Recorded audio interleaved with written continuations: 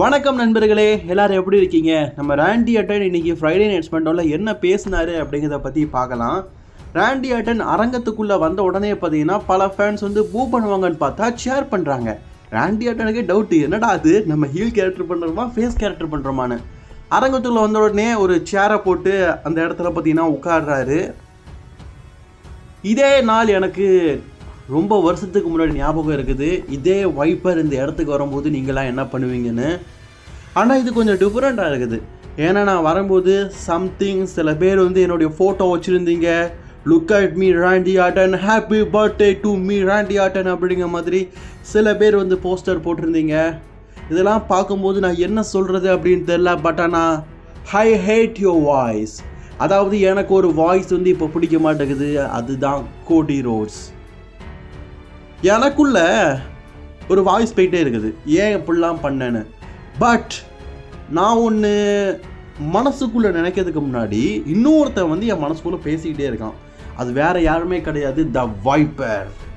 Wiper என்ன சொல்கிறான்னா, உனக்கான வாய்ப்பை நீ தேர்ந்தெடுக்கணும். கோடி ரோட்ஸ் தனக்கான வாய்ப்பை தேர்ந்தெடுத்து கேட்கும்போது நீ ஏன் விட்டு கொடுக்குறேன்னு. ஸோ சாம்பரில் அப்படி தான் நான் கோடி ரோட்ஸை வெற்றி பெற்றேன்.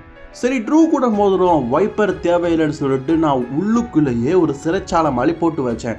பட் நான் ட்ரூ மேக்கிண்டர் கூட மோதி அவன் எப்போ சாம்பியன் ஆனானோ அப்போ வைப்பர் வெளியில் வரணும் அப்படிங்கிறத நான் தீர்மானித்தேன். வைப்பர் வர்றதுக்காக காத்துக்கிட்டு இருந்தான். I want voice. என் மனசுக்குள்ளே அந்த வாய்ஸ் போயிட்டு இருந்தது. கோடி ரோட்ஸ் என்ன பண்ணுவான், எப்படிப்பட்டாவது ஒன்றை தோக்கடிக்க தான் பார்ப்பான்னா என்னுடைய வாய்ஸ் என்ன, ரொசல் மேனியா 15வது முறை நான் வந்து ஹெவி வெயிட் சாம்பியன்ஷிப்பை வெற்றி பெறணும்.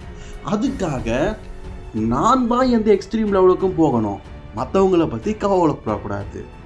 கோடி, எனக்கு ரொம்ப உன்னை பிடிக்கும். நான் இப்போ கூட சொல்கிறேன், I am not hate you. எனக்கு உன்னை பிடிக்காதுன்னு சொல்ல மாட்டேன். ஆனால் என் மனசுக்குள்ளே போயிட்டு இருக்கிற அந்த வார்த்தைகள் ஒன்றை பற்றியும் அதுக்குள்ளே இருக்கிற வாய்ஸை பற்றியும் தான் பேசிக்கிட்டே இருக்குது. நான் எதை பற்றி சொல்கிறேன் அப்படிங்கிறது உனக்கு நல்லாவே புரிஞ்சிருக்கும். என் மனசுக்குள்ளே இருக்கிற எல்லாமே இந்த சாம்பியன்ஷிப்பை பற்றி தான் பேசிக்கிட்டே இருக்குது. ஓ ராண்டி, இதுதான் உன்னுடைய வாய்ப்பு. இதை விட்டுட்டா நீ எப்போ சாம்பியன் ஆகணும். ஐ ஹேட் யூ மை வாய்ஸ். ஆனால் என் வாய்ஸ் சொல்கிறது நான் கேட்டே ஆகணும்.